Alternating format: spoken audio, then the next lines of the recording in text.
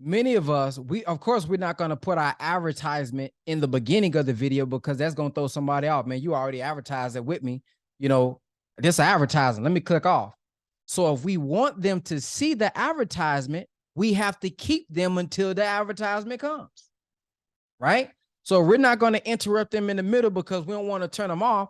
We want to give them something, and now they're satisfied. So in return, they'll watch our commercial. But we got to think about, what if they don't stay the whole time? That's why we're not getting the leads. That's why they don't know what the website is. That's why they're not seeing that last part, because we're not doing our part with keeping them engaged up into the commercial, up into the call to action. So if they never watch and see to the call to action, that's why we're pumping out content, making stuff, and it's like, there ain't nobody coming.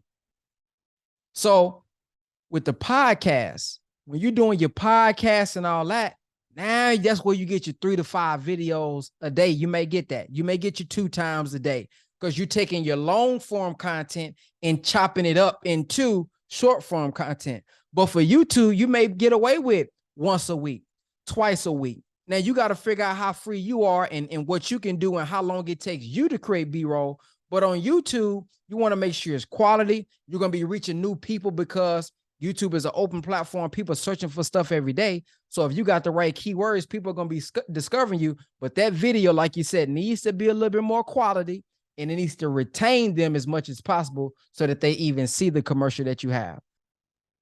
Okay, so congratulations on the new life, brother Ben. I meant to say that earlier.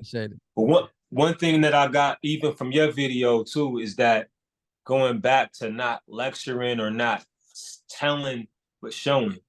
So like one of the things that I think Black people got a big problem with is when we bring life into the world, we always meet it with like displeasure, like somebody's unhappy because somebody pregnant.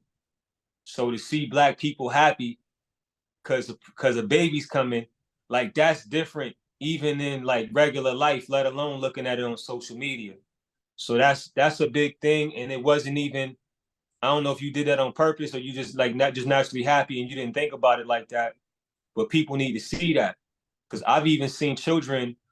I saw a little girl one time. I was working security with my teacher in Atlanta, and the little girl was watching TV, and the white folks, somebody was pregnant, and they started celebrating. And she was like, "Mama, what they happy about?"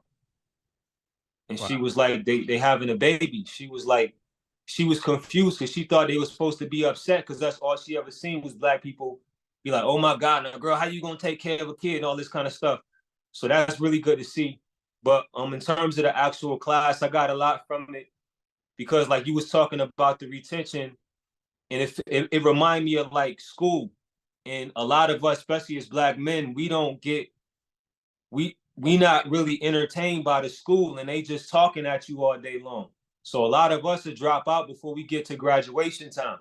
And it's the same with these videos, is if you're not engaging the audience, they're not gonna make it to the actual prize of what the whole video is about. So I gotta figure out how to you, like you saying, use more storytelling. And if I'm telling a story, I know I'm gonna come alive versus if I'm just talking, it feel like just doing a book report or something, and you trying to do all these technical things. I gotta really get back into sharing something that I think is valuable, and then attaching everything else to that, but letting the story be the vehicle in the center of the whole thing. And then the knowledge is gonna come automatically because it's already in me. I don't have to front like I know something, but if I'm telling a story, then it'll be more engaging. Absolutely. So it's a lot to work with, but just gotta keep it engaging. He said that he used 2/3. The formula was 2/3 B-roll and 1/3 narration. Yeah. Actually showing or A-roll. Yep. Yeah. So I just gotta master that and keep it flashing and keep it moving and don't let it get stagnant like water, because people they're gonna tune out.